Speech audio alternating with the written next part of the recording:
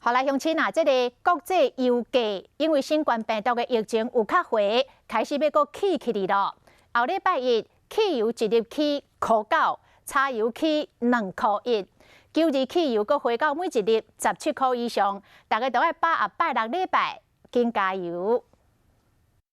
假日到啊，先将油交甜，因为后礼拜开始油要起价啊。因为疫情有靠回，原油供应量伤济，顾虑已经慢慢解除。各地油价嘛小可有回温，三大原油拢到每桶20块以上。依照中油油价公式来算，估计后礼拜开始汽油、柴油拢会分别起1.9到2.1。真诶乡亲伫加油时，拢感觉无遐紧张。现在油价已经回跌得蛮深的，涨一点也是正常。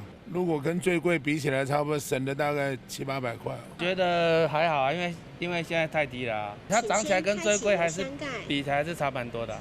一般民众感觉讲，进前油一直落价，小可起价嘛是正常的现象。要不过若是营业用计程车司机就感觉问题，毋若是干那油有起也无起尔。有生意的话，油钱都没关系啊。没生意的话，你油不用钱也没用，人要吃饭呐，不是车要吃油啊。 若是调幅甲估价同款，估计后礼拜开始，每日9日的汽油应该是17块1，9号的汽油是18块6，98的是20块6，超级柴油是15块3。提醒乡亲会使趁假日的时去加油。